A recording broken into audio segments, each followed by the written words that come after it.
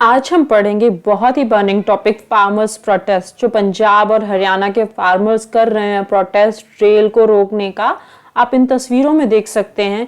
पिछले 2 महीनों से ये बहुत धीरे धीरे इंटेंस हो गया है। आप देख सकते हैं कि दिल्ली की बॉर्डर्स को भी कैसे रोक कर रखा है, कैसे रेल में आप तस्वीरों में देख सकते हैं कि रेलवे ट्रैक में किसान बैठे हुए हैं। तो ये इंटेंस हो गया है। तो हम जानेंगे इसके रीजंस, क्या रीजंस है कि फार्मर्स प्रोटेस्ट कर रहे हैं। 8 दिसंबर को तो इनफैक्ट फार्मर्स भारत बंद का भी कॉल लेकर आए हैं, और सरकार के साथ बहुत सारे राउंड्स के बाद भी कुछ कंक्लूसिव नहीं निकला है। तो हम जानेंगे कि क्या हुआ है, क्यों, कौन कौन से एक्ट के बारे में बात कर रहे हैं और कौन सा एक्ट है जो ज़्यादा कंट्रोवर्शियल है। फिर देखेंगे कि क्या क्या इश्यूज हैं, जैसे एमएसपीज का इशू है, एपीएमसी का इशू है।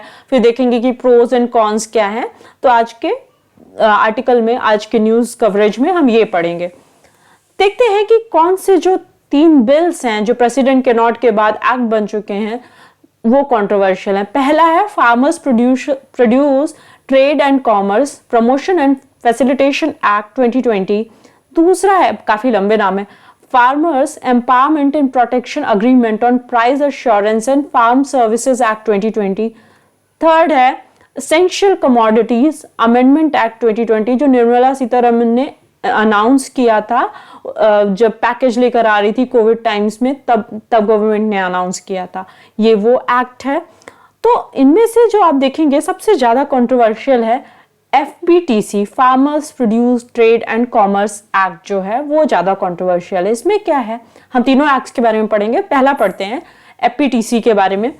इसमें क्या है कि फार्मर्स को एक फ्रीडम दिया गया है कि वो APMCs के आउटसाइड भी अपना जो भी क्रॉप्स हैं वो बेच सकेंगे, अपना जो खेती का सामान है वो बेच सकेंगे, तो APMC के बाहर बेच सकेंगे। तो ये तो बहुत अच्छा है, क्योंकि फार्मर्स के पास अल्टीमेटली बहुत ज़्यादा चॉइस रहेगी ना। अभी आप एक बार आप इमेजिन करिए कि आपने कुछ प्रोडक्शन किया है और आपको वहीं एक ही जगह पे जाकर बेचना है, एक ही जगह पे बैठकर बेचना है। तो हो सकता है कि वहाँ पर आपको प्राइस डिस्कवरी या आप जिसमें बेचना चाहते हैं वो मार्केट नहीं मिल पाएगा। तो आप कहीं ना कहीं कंपेल हो जाएंगे कि जितना आपको प्राइस मिल रहा है उसमें बेच देने के। तो अगर आपके पास चॉइस होगी, बहुत बड़ा मार्केट होगा, तो आप ज्यादा लोगों में बेच पाएंगे ना, या फिर आपको हो सकता है आपको बहुत ज्यादा प्राइस में भी कोई चीज वो आपकी खरीद ले। दूसरा जो है farmers empowerment and protection agreement on price assurance and farm services act, बहुत लंबे नाम है। तो ये एक्चुअली कॉन्ट्रैक्ट फार्मिंग से रिलेटेड है। ये अभी आपको पता होगा कि रिसेंटली तमिलनाडु फर्स्ट गवर्नमेंट बन गई है, फर्स्ट सरकार बन गई है जो लेकर आई है कॉन्ट्रैक्ट फार्मिंग से related law. Basically contract farming में क्या होता है, ये फार्मर्स के इंटरेस्ट और जो कंपनीज हैं या कॉर्पोरेट्स हैं उनके इंटरेस्ट के लिए बनाई गई हैं। तो ये एक्चुअली दोनों के लिए विन विन सिचुएशन है अगर अच्छे से इम्प्लीमेंट होता है।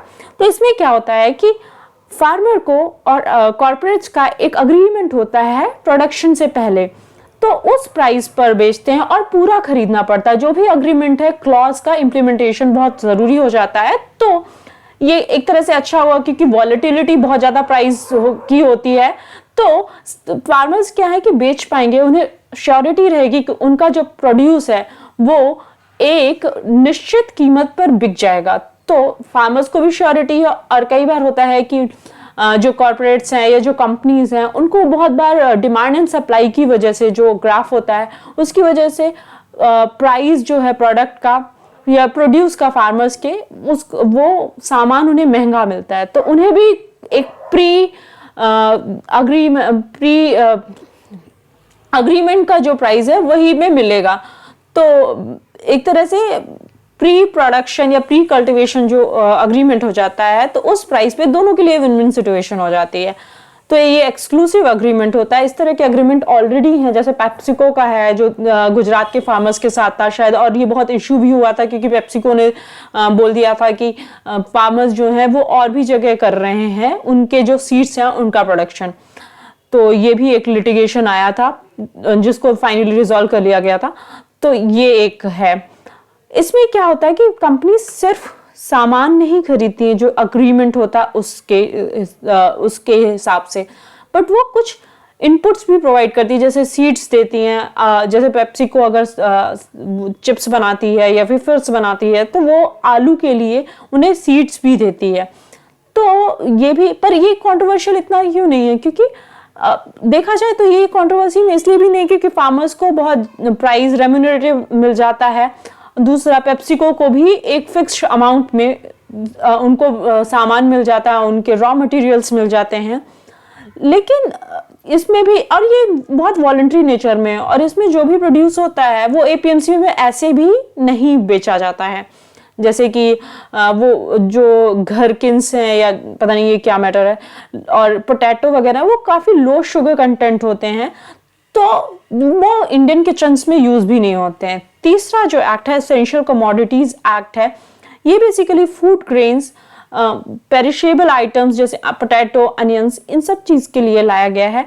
और ये आया इसलिए था बैकग्राउंड में कि वॉर टाइम के टाइम पर ब्रिटिश गवर्नमेंट लाई थी, प्री इंडिपेंडेंस के टाइम पर, वर्ल्ड वॉर 2 के टाइम पर, कि जो प्रोड्यूस है वो एटलीस्ट एसेंशियल कमोडिटीज जो हैं वो सप्लाई बंद नहीं होना चाहिए। तो वो उनके जो वो हैं आर्मी मैन हैं, उनको एक तरह से सप्लाई बना रहना चाहिए, स्ट्रीमलाइन रहना चाहिए। तो उसके लिए लेकर आई थी एसेंशियल कमोडिटीज एक्ट। तो ये कॉर्पोरेट्स के लिए भी अच्छा क्योंकि वो स्टॉक कर सकती है, लेकिन एक एक्सेप्शन है इसमें कि पेरिशेबल गुड्स जो होंगे अगर उनका प्राइस डबल हो गया, या फिर जो सीरियल्स हैं या नॉन पेरिशेबल गुड्स हैं उनका अगर 50% से ज़्यादा प्राइस हो गया, उस केस में गवर्नमेंट होल्डिंग को थोड़े दिनों के लिए, जब तक प्राइसेस आ नहीं जाते हैं, नॉर्मल प्राइस नहीं आ जाते हैं, तब तक वो रेगुलेट। तो आप देखेंगे कि इन दो एक्ट्स में इतना इश्यूज नहीं है। फर्स्ट और सेकंड और थर्ड एक्ट में, जिसमें एसेंशियल कमोडिटीज की स्टॉक करने की कैपेबिलिटी बढ़ा दी गई है, और दूसरा कि कॉन्ट्रैक्ट फार्मिंग को फैसिलिटेट करने के लिए एक्ट लाया गया है। थर्ड जो है, जो फर्स्ट हमने पढ़ा था, FPTC, farmers produce trade and commerce act है, वो बेसिकली बहुत कंट्रोवर्शियल। इसमें क्या है कि एपीएमसीज के प्रेमाइसेस के बाहर भी फार्मर्स अपना सामान बेच सकते हैं। जो भी किसान होंगे उन्हें पता होगा कि उन्हें मंडी में ही जाकर, एक एरिया का एक मंडी होता है, वहीं जाकर प्राइस डिस्कवरी करनी होती है, तो उन्हें कुछ फी देनी होती है। एपीएमसीज में जो स्टेट है वो फीस इम्पोज करती है, सेस डालती है। तो ये सारी चीजें एपीएमसी में करते हैं स्टेट गवर्नमेंट्स। तो इससे क्या होता है, सेंट्रल गवर्नमेंट का जो लेजिस्लेशन है उससे क्या होगा कि फार्मर्स को फीस वगैरह नहीं देनी होगी, और दूसरा ये होगा कि वो कहीं भी इंडिया में पैन इंडिया उन्हें मार्केट मिल जाएगा, प्राइस डिस्कवरी होगी। तो इश्यू इसमें कोऑपरेटिव फेडरलिज्म का भी है, फार्मर्स के इंटरेस्ट का भी है, स्टेट के से का भी है। तो देखते हैं कि कॉन्स्टिट्यूशन क्या कहता है। कॉन्स्टिट्यूशन कहता है कि आर्टिकल 246, ऐसे तो आपको ये आर्टिकल याद रखने की जरूरत नहीं है, लेकिन बहुत बार न्यूज में रहता है, तो उन आर्टिकल्स को आप अपने आंसर में मेंशन करते हैं तो वो आपका आंसर काफी रिच लगने लग जाता है। तो आर्टिकल 246 में ये लिखा हुआ है कि एग्रीकल्चर जो है, एंट्री नंबर 14, एंट्रीज तो आप बिल्कुल मत याद रखिएगा, लेकिन हाँ 246 की वजह में जो एंट्री नंबर 14 है वो एग्रीकल्चर है। उसमें जो एग्रीकल्चर के अलावा एंट्री नंबर 28 है वो मार्केट्स एंड फेयर, वो स्टेट लिस्ट में आते हैं। तो 14 और 28 एंट्री है वो स्टेट लिस्ट में आता है, जबकि 42 एंट्री नंबर है। आप एंट्रीज ना भी याद करें तो चलेगा, लेकिन मैं बता दे रही हूँ इन्फॉर्मेशन के लिए, वो सेंटर रेगुलेट करेगा। तो एंट्री नंबर जो 14 है उसमें इंटरस्टेट जो ट्रेड एंड कॉमर्स है वो सेंटर रेगुलेट करेगी। तो इसमें क्या होता है कि कंटेंशियस इशू क्या है, with in state trade and commerce जो है वो स्टेट लिस्ट में है, लेकिन इंटरस्टेट ट्रेड एंड कॉमर्स जो है वो सेंटर की लिस्ट में है। लेकिन एक और क्लॉज है इसमें, जो with in state trade and commerce की जो चीज है ना वो कॉन्करेंट लिस्ट में आती है। आपने सेंटर स्टेट रिलेशंस पढ़ा होगा, जिसमें कोई भी लेजिस्लेशन बनाने के लिए जो पार्लियामेंट अगर किसी कॉन्करेंट लिस्ट में लेजिस्लेशन करती है तो सेंटर का लॉ प्रिवेल करेगा, ना कि स्टेट का। तो कॉन्करेंट लिस्ट में अगर ट्रेड एंड कॉमर्स का जो है वो लॉ बनाती है सेंटर, तो सेंटर का लॉ प्रिवेल करेगा। तो ऐसे देखा जाए तो सेंटर विद इन राइट है, वो बना सकते हैं क्योंकि ये ट्रेड एंड कॉमर्स की बातें हैं। लेकिन अब क्लॉज एक और आता है, वो है इंटरप्रिटेशन का, कि ट्रेड क्या है और एग्रीकल्चर क्या है। तो एग्रीकल्चर मार्केटिंग और ट्रेड में कुछ एक्सपर्ट्स का ये कहना है कि एग्रीकल्चर जो आता है वो हर कुछ उसमें इंक्लूड होता है, चाहे वो फील्ड प्रिपरेशन हो या उस कल्टीवेशन को सेल करने का हो, कहीं भी वो सेल कर सकते हैं, तो एग्रीकल्चर मार्केटिंग में आएगा या एग्रीकल्चर में आएगा। जबकि ट्रेड जो है कि जब मार्केटिंग के बाद जो वो मार्केटिंग के बाद ट्रेड होगा वो आता है सेंटर में, सेंटर की लिस्ट में आएगा। तो यही एक इश्यूज हैं जो ये बहुत ज्यादा परेशान कर रहे हैं कि इंटरप्रिटेशन का भी दिक्कत है कि एग्रीकल्चर क्या है, ट्रेड क्या है, और इसकी वजह से क्या होता है कि अगर सेंटर बना भी रही है ट्रेड के लिए, बैरियर फ्री ट्रेड के लिए, तो वो इंटर स्टेट में बना सकती है, ये स्टेट कहते हैं। तो आप देखिएगा कि आप ये कहाँ मेंशन कर सकते हैं, ये मेंशन कर सकते हैं आप कोऑपरेटिव फेडरलिज्म में, कि सेंटर और स्टेट को एक दूसरे से कोऑपरेट करना चाहिए। दूसरा, आप एक टाइम पर जब जीएसटी का इम्प्लीमेंटेशन अच्छा चल रहा था, इनफैक्ट अभी भी अच्छा चल रहा है, एटलीस्ट कंसेंसस बेस्ड काम चल रहा है, तो उस टाइम पर भी अगर अभी प्री कोविड टाइम्स की बात करें तो ठीक ही चल रहा था जीएसटी का, जीएसटी काउंसिल जैसे काम कर रही थी, तो एग्रीकल्चर में बहुत इश्यूज हो रहे थे। तो एक रिकमेंडेशन ये भी आ रही थी कि सेंटर और स्टेट को मिलकर जीएसटी काउंसिल की तरह एग्रीकल्चर के फील्ड में भी काम करना चाहिए, तो वो कोऑपरेटिव फेडरलिज्म। तो इस इशू को आप मेंशन कर सकते हैं कोऑपरेटिव फेडरलिज्म में, या फिर आप अगर कहीं ये लिखना चाह रहे हैं कि स्टेट का से होना चाहिए, तो ये भी आप ये वाला इशू भी मेंशन कर सकते हैं। तो आपको क्या करना होता है कि आप कोऑपरेटिव फेडरलिज्म लिखेंगे और इश्यूज क्या है, और जस्ट एक एग्जांपल पास कर देंगे कि recent farmers protest on these 3 acts is an example of cooperative conflict between state and center, and it demands cooperative federalism। तो ऐसे ही सिमिलर है। फिर अब देखते हैं कि क्या होता क्या है, कि इशू क्या है।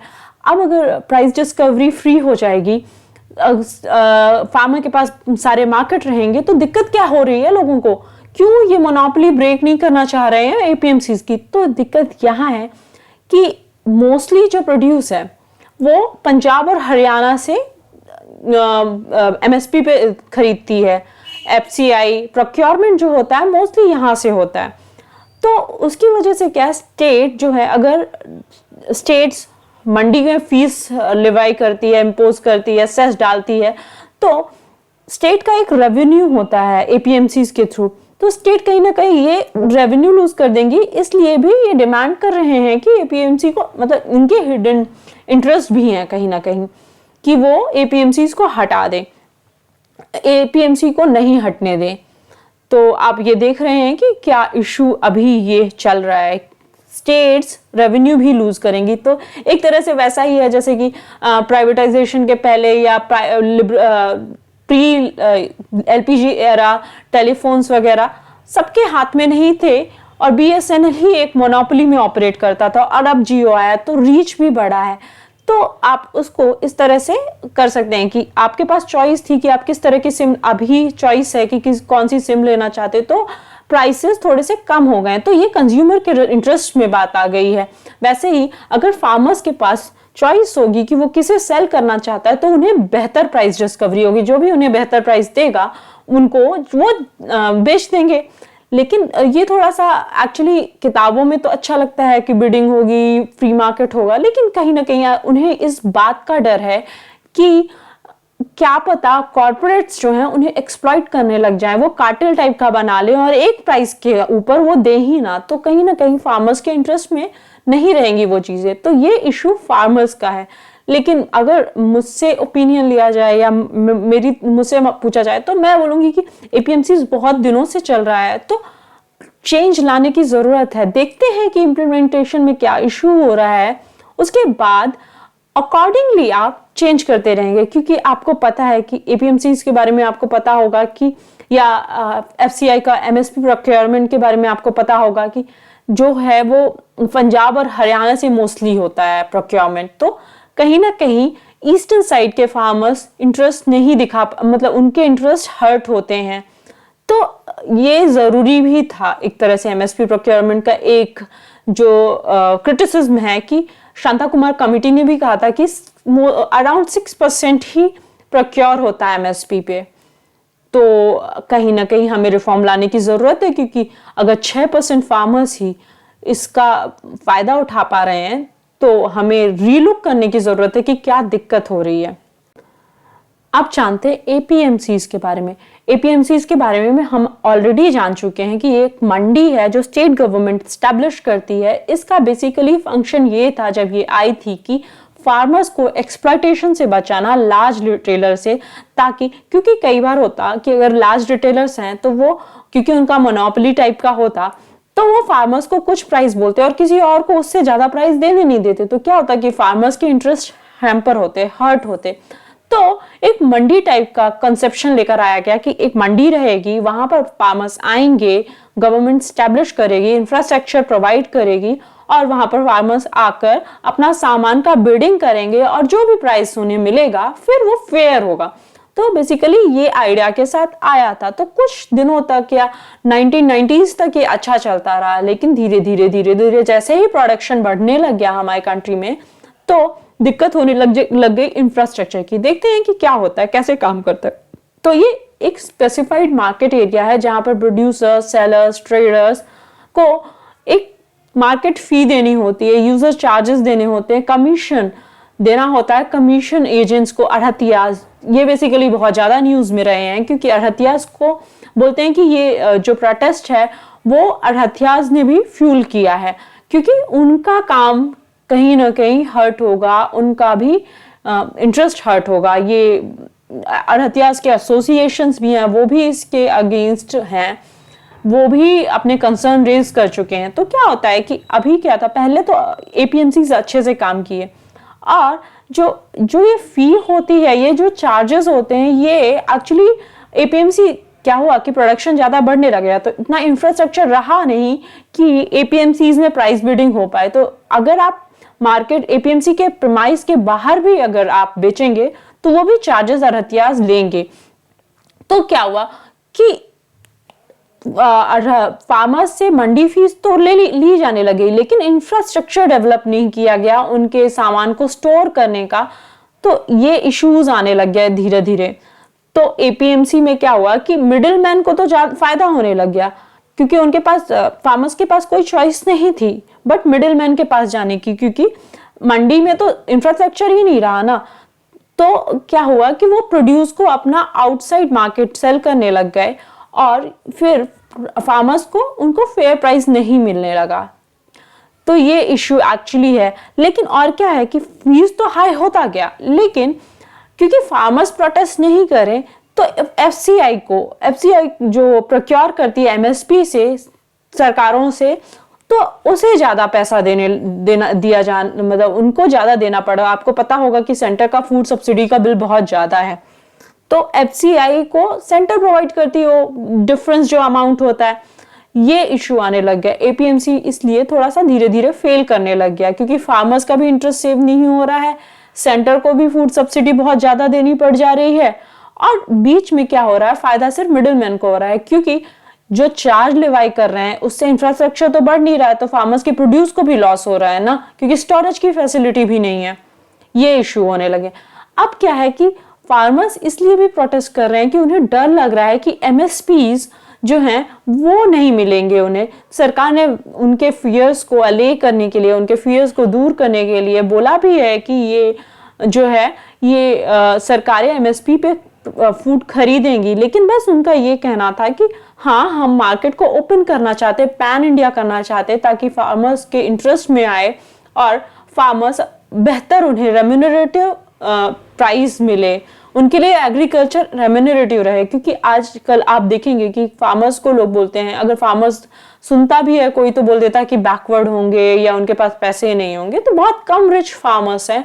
मोस्टली आपको पता भी होगा कि 80% से ऊपर तो स्मॉल एंड मिडिल फार्मर्स हैं, तो स्मॉल एसएमएफ बोलते हैं उन्हें।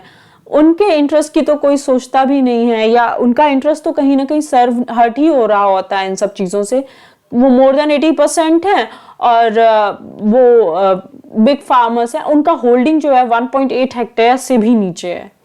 तो आप सोच कर देखिए कि उनके इंटरेस्ट की बातें तो कहीं हो ही नहीं पा रही हैं, क्योंकि इससे फायदा जो होगा वो छोटे फार्मर्स को भी होगा, क्योंकि वो डायरेक्टली एक तरह से एक वो बना लेंगे कॉन्ट्रैक्ट फार्मिंग में। स्मॉल फार्मर्स भी बात कर पाएंगे कंपनी से उनका, और कंपनी एक अग्रीमेंट के थ्रू उनसे ले पाएगी, या फिर स्मॉल फार्मर्स जो हैं मंडी की फीस से बच जाएंगे और वो बाहर भी बेचेंगे तो उन्हें बेहतर प्राइस मिल पाएगा। तो एमएसपी देखते हैं, एमएसपी बेसिकली आया क्यों था? एमएसपी आया था कि फार्मर्स को प्राइस वॉलेटिलिटी से बचा सकें, क्योंकि प्राइस के मार्केट में प्राइस फार्मर्स के प्रोडक्शन के प्रोड्यूस के जो हैं वो डिमांड एंड सप्लाई पे डिपेंड करते हैं। तो डिमांड ज्यादा होगी तो उसका प्राइस भी बढ़ेगा, और अगर सप्लाई ज्यादा होगी और डिमांड कम हुई तो उसका प्राइस कम हो जाएगा। तो फार्मर्स को इन सब प्राइस वॉलेटिलिटी से बचाने के लिए सेंट्रल गवर्नमेंट लेकर आती है एमएसपीज। एमएसपीज अभी सेंट्रल गवर्नमेंट देती है 23 कमोडिटी पे। यूपीएससी इससे पहले भी पूछ चुका है, और उसमें 7 सीरियल्स हैं, 5 पल्सेस हैं, 7 ऑयल सीड्स हैं और कुछ कमर्शियल क्रॉप्स भी हैं। आप ये ध्यान रखिएगा कि कमर्शियल क्रॉप्स भी हैं उसमें। तो अगर जैसे यूपीएससी ने लास्ट टाइम 2018 में पूछा था कि कमर्शियल किस किस चीज के लिए सरकार एमएसपी देती है, तो सरकार कॉफी के लिए एमएसपी नहीं देती है। तो कई लोगों ने उसे इससे भी एलिमिनेट किया था कि कमर्शियल क्रॉप के लिए सरकार क्यों देगी एमएसपी। तो उससे उस टाइम पे तो करेक्ट हो गया था आंसर, लेकिन कमर्शियल क्रॉप्स के लिए भी देती है। उसमें cotton, sugar cane, copra and raw jute है। तो आप देख लीजिए कि यूपीएससी में बहुत बार एलिमिनेट करके भी आंसर बनता है, क्योंकि उसमें कॉफी से एलिमिनेट करके सारा आंसर सही आ गया था। तो अभी आपको याद रखना चाहिए कि 23 फार्म कमोडिटीज के लिए सरकार एमएसपी देती है। इसमें पैडी, वीट, मेज, बाजरा, ज्वार, रागी, बाले, 5 पल्सेस हैं, 7 ऑयल सीड्स हैं, 4 कमर्शियल क्रॉप्स हैं। एमएसपी लाया क्यों गया था? एमएसपी बेसिकली सरकारें अनाउंस कर देती हैं प्री सोइंग, मतलब वो किसान जब लगाने से पहले, किसान जब खेत प्रिपेयर कर रहे होते हैं तभी लगा देती, ताकि फार्मर्स इन्फॉर्म चॉइस बना सकें कि हाँ उन्हें क्या बोना चाहिए खेत में। तो इसलिए एमएसपी लेकर आया गया था कि मिनिमम उनको एक अश्योरिटी हो जाती कि इतना प्राइस तो उन्हें मिलेगा ही मिलेगा, मार्केट में प्राइस चाहे कितना भी कम हो। तो ये क्या है, ये सपोर्ट करने के लिए लाया गया था कि फार्मर्स को एक तरह से सपोर्ट मिल पाए। ये लीगली बाइंडिंग नहीं है, सरकारें लीगली बाउंड नहीं है कि वो उनका सामान खरीदे ही। ये इसी तरह का सिमिलर क्वेश्चन आ चुका है यूपीएससी में इसी साल। तो आप ध्यान रखिए, एमएसपी काफी इंपॉर्टेंट है। एमएसपी से रिलेटेड, एग्रीकल्चर से रिलेटेड बहुत क्वेश्चंस आए हैं इस बार, तो आप इसके कॉन्सेप्ट्स क्लियर रखिए। एमएसपी लीगली बाइंडिंग नहीं है सरकारों पर, कोई उन पर केस नहीं कर सकता कि आपने हमारा सामान नहीं खरीदा, कोई किसान उन पर केस नहीं कर सकता है, क्योंकि सरकारें देती हैं। ये एक्चुअली सरकार का विशफुल थिंकिंग है कि हाँ हम किसानों का सामान खरीदेंगे इतने प्राइस पे, पर जरूरी नहीं है। वो आप देख भी रहे होंगे कि एमएसपी पे सरकार अभी ये जो इनइक्वालिटीज आई हैं या रीजनल डिस्पैरिटी आई है, वो इसलिए भी आई है क्योंकि सरकारें मोस्टली, क्योंकि वहां पर इंफ्रास्ट्रक्चर अच्छा है, तो प्रोक्योर एफसीआई मोस्टली पंजाब और हरियाणा से कर रही। तो ये इशू भी इसलिए है कि पंजाब और हरियाणा एपीएमसीज में बेचते हैं, वहां से एफसीआई खरीदती है, तो एपीएमसी को भी फायदा होता है, अड़हतियास को भी फायदा होता है और फार्मर्स को भी फायदा होता ही है। तो प्रोक्योरमेंट यहाँ, लेकिन ईस्टर्न साइड से प्रोड्यूस भी कम है और वहां पर एफसीआई जाती भी नहीं है प्रोक्योरमेंट के लिए, क्योंकि जो इंफ्रास्ट्रक्चर है वही वीक है वहां पर। तो इसकी वजह से क्या हो रहा है कि आप देखेंगे कि इसीलिए जो फार्मर्स हैं वही पंजाब और हरियाणा के ज्यादा प्रोटेस्ट कर रहे हैं। तो हमने देखा कि एमएसपी जो होता है, एमएसपी क्या करता है, एमएसपी प्राइस की डिस्कवरी या एमएसपी का सेंटर प्राइस कैसे डिसाइड करती है, वो सीएसीपी रेकमेंड करती है। तो सीएसीपी में एक डिमांड भी थी कि एमएसपी को बढ़ाना चाहिए, तो लास्ट ईयर सरकार A2 प्लस FL प्लस 50% करके लाई थी, या उससे ज्यादा भी लाई थी। लेकिन A2 क्या है? A2 क्या है कि जो किसान इनपुट डालता है, फर्टिलाइजर डालता है, सीड डालता है, लेबर हायर करता है, फ्यूल करता है, वो सब जो भी इनपुट होगा उसको, और A2 तो ये हो गया, प्लस FL फैमिली लेबर जो होता है उसका कॉस्ट भी इंक्लूड करके सरकार उससे ऊपर एमएसपी दे रही थी। लेकिन जो डिमांड था C2 का था। C2 में क्या आएगा, A2 प्लस FL, और उसके अलावा किसान का जो फील्ड है उसमें जो रेंट होगा, उसके कुछ इंटरेस्ट होंगे, उसको भी इंक्लूड करके किया था। तो ये भी एक डिमांड है, इसका भी आपको पता होना चाहिए। देखते हैं कि MSP के प्रोज एंड कॉन्स क्या हैं। प्रोज ये हैं MSP के कि फार्मर्स को बचाकर रखता है प्राइस वॉलेटिलिटी से, फार्मर को इनकम का श्योरिटी होता है, क्योंकि MSP क्या होगा, आपको पता होगा कि आप इतना प्रोड्यूस करेंगे और सरकार आपको इतने प्राइस से ले सकेगी। और एग्रीकल्चर को रेम्यूनरेटिव बनाता है, क्योंकि आप आजकल तो लोग बहुत अवर्जन शो करते हैं एग्रीकल्चर के प्रति, बहुत ज़्यादा, मतलब लोग चाहते हैं कि एग्रीकल्चर से जितनी जल्दी हट जाएं, क्योंकि बहुत ज़्यादा क्लाइमेट का वल्नरेबिलिटी भी हो गया है, वेदर कंडीशंस भी फेवरेबल नहीं रही हैं, बहुत इरेटिक होने लग गया है, कभी भी बारिश हो जाती है, कभी भी ठंड ज़्यादा हो जाती है, ओले गिर जाते हैं। तो ये सब चीज़ों से बचने के लिए उन्हें बेहतर प्राइस डिस्कवरी नहीं मिल पाती है, बेहतर प्राइस उनके खेती के सामान, इनके प्रोडक्ट्स को नहीं मिल पाते, उनके प्रोड्यूस को नहीं मिल पाते हैं। और बेसिकली ये क्या है कि हाँ, आप जो मैंने बोला था कि क्लाइमेटिक वल्नरेबिलिटी है, क्यों, क्योंकि इंडिया को बोला क्लाइमेट रिस्क इंडेक्स में इंडिया को टॉप 10 मोस्ट वल्नरेबल कंट्रीज में काउंट किया गया है। मुझे लगता है 5th पोजीशन है। और क्या करेगा MSP, क्या करेगा, इंक्लूसिव ग्रोथ देगा, क्योंकि फार्मर्स जो है 50% ऑफ द पॉपुलेशन है, जो एम्प्लॉयमेंट का वो 50% ऑफ द पॉपुलेशन फार्मिंग में इन्वॉल्व है। तो आप अगर मोर देन 50% है एक्चुअली, तो आप उन लोगों को इनकम का अश्योरेंस देंगे कि हाँ, आपका इनकम इतना हो जाएगा। दूसरा क्या होगा कि आप अगर उनको प्राइस बेहतर मिलेगा, उनको दाम उनकी फसल के ज्यादा मिलेंगे, तो उनके पास पैसा आएगा। तो एक वर्चुअस साइकिल जो होता है इकोनॉमी का, कंजम्पशन ज्यादा होगा तो प्रोडक्शन ज्यादा होगा, तो इकोनॉमिक ग्रोथ बढ़ेगी, वो भी करेगा। तो एक इंक्लूसिव ग्रोथ भी आएगी। एग्रीकल्चर को रेम्यूनरेटिव, मतलब ज्यादा से ज्यादा यूथ फार्मिंग को प्रैक्टिस करना चाहेंगे, एग्रीकल्चर में आना चाहेंगे, फार्मर का इनकम भी बढ़ेगा, क्योंकि डबल करने का सरकार का लक्ष्य है 2022 तक। और प्राइस वॉलेटिलिटी के अगेंस्ट किसानों को एक तरह से इंश्योरेंस रहेगा कि हाँ, हमें अगर प्राइस वॉलेटाइल होते भी हैं तो सरकार हमारा सामान खरीद लेगी।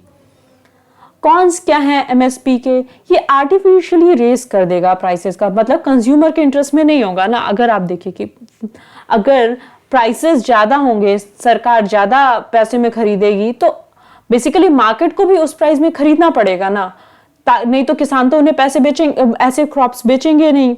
दूसरा क्या होगा, ये एक तरह से डिमांड एंड सप्लाई रूल के अगेंस्ट है। दूसरा है कि क्रॉप डाइवर्सिफिकेशन, क्या है कि आप 23 क्रॉप्स, अब जाकर ऑयल सीड्स वगैरह इंक्लूड किए गए हैं। पहले प्राइस जो प्रोक्योरमेंट है वो बेसिकली सबसे ज्यादा होता है राइस और व्हीट का।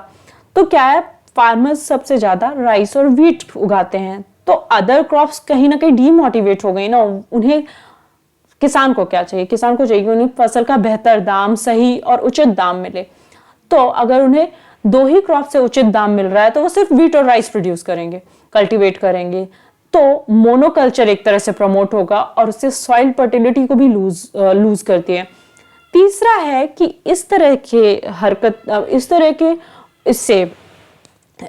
की MSP से क्या होगा कि न्यूट्रिशन में भी इम्पैक्ट होगा, क्योंकि सप्लाई ही मार्केट में व्हीट एंड राइस की रहेगी, तो प्रोडक्ट्स लोग खाने की चीजें भी बेसिकली व्हीट और राइस की ही ज्यादा होंगी, तो न्यूट्रिशन प्रमोट नहीं होगा ना। ऑयल सीड्स हैं और पल्सेस हैं, अगर आप उन्हें प्रमोट करेंगे, उनको देंगे, तो न्यूट्रिशन इंश्योर होगा। और आपको पता होगा कि ये जब आप चीज लिखेंगे ना, तो ये उसको सब्सटैंशिएट करने के लिए आप लिख देंगे कि किसी ग्लोबल हंगर इंडेक्स का रिपोर्ट है जिसमें इंडिया 94th है और 107 कंट्रीज में, मतलब इंडिया का बहुत ही खराब परफॉर्मेंस है।